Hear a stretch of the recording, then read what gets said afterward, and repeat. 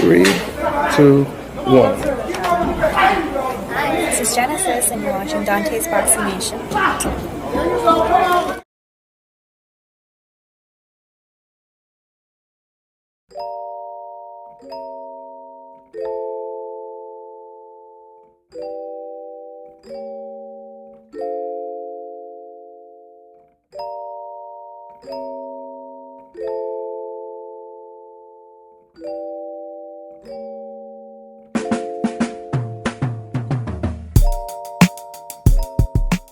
Dante's Boxing Nation, what's going on, guys?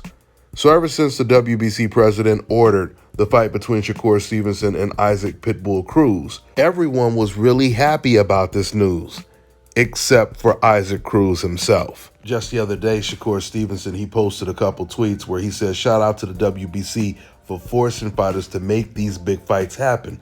They trying to make boxing great again, gotta respect it. Then after somebody posted a picture of Shakur and Isaac Cruz fighting, Shakur, he shared the post and he said, me picking apart a killer.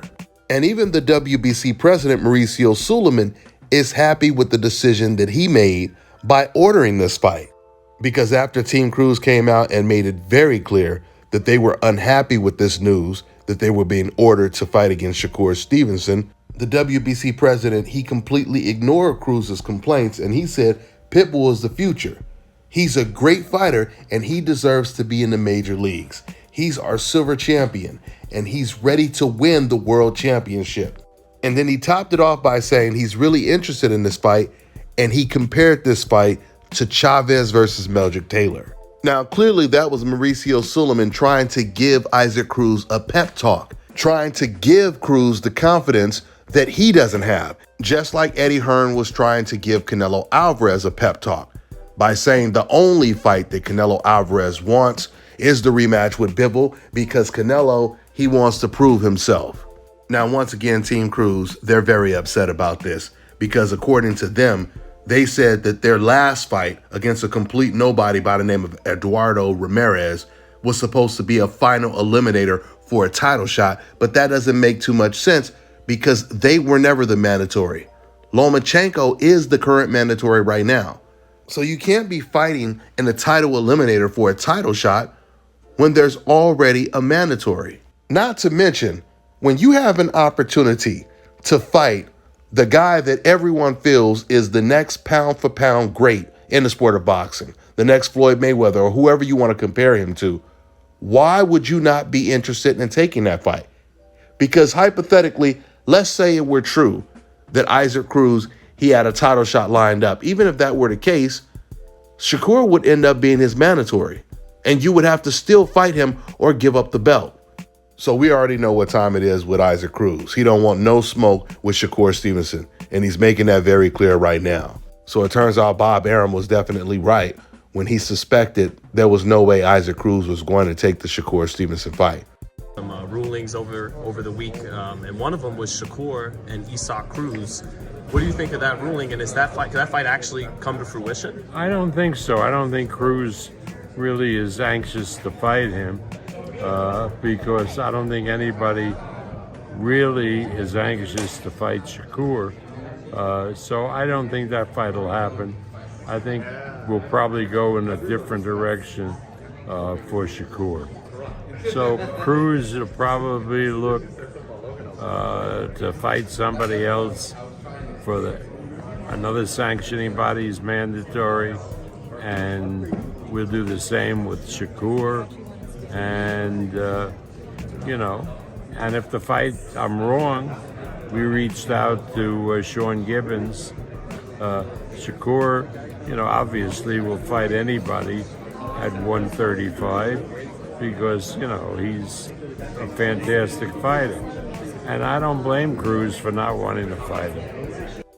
So shortly after Bob Arum had said this, there was a quote that surfaced where it was supposed to be Isaac Cruz's father saying that, they rather fight Lomachenko because that's an easier fight.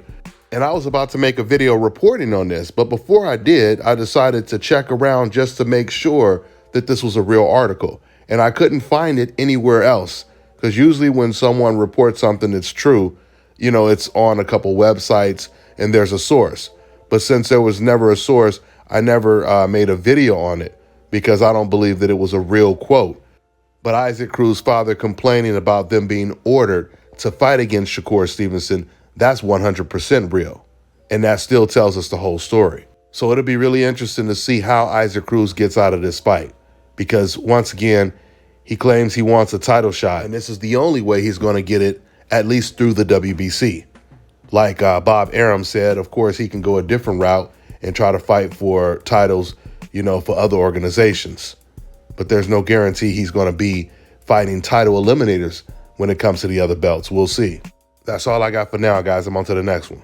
All right, now check this out, guys. If you're looking to repair eczema scars, burns and bruises, dark spots and blemishes, Fever blisters, diabetic ulcers, this right here is the perfect product for you guys. It's called Elo Diki Face and Body Oil. Athletes and top-ranking boxers, they're also using it after training to reduce swelling, inflammation, and to ease the pain. So get yours today. Go to elodiki.com. like them on Facebook and follow them on Instagram. Let me tell you guys about Issa Israel Law Firm. It is a full-service legal practice based in Denver, Colorado, an emerging hub for combat sports and high-altitude training. If you're a fighter inside or outside of the ring and you need a law firm you can trust to fight for you, visit thefighterfirm.com or email help@iilawfirm.com. Legal representation is usually limited to plaintiffs or defendants in Colorado, but iFirm can help anyone in the world with trademarking their business name, logos, and U.S. immigration issues. This brother has been my attorney for a while and helped guide me through all kinds of business and civil issues, so make sure you guys go to thefighterfirm.com.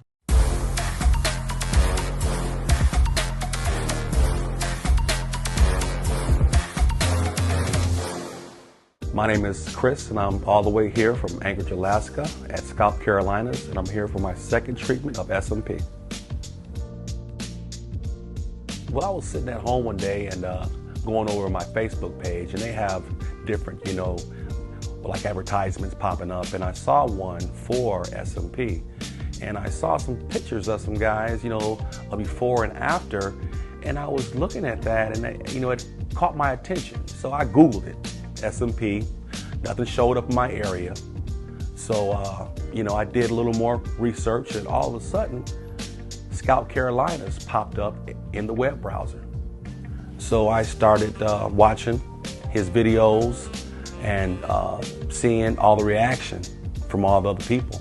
We talked on the phone, we made appointments and everything. I sent him pictures, and he looked at them, and I was like, "Can you fix this?" And, he pretty much said, "No problem." My first session, he made me feel extremely comfortable. It was almost like I was talking to family. He started, and during the whole treatment, we talked and, about our families and our life and, and things that he does and things that I do. And before I know it, the first session was over. When you see someone doing something that they love, as much as I see Enoch Glover love what he does, it shows in his work. I wouldn't point anyone in any other direction but here to North Carolina, Scalp Carolinas, to get this done.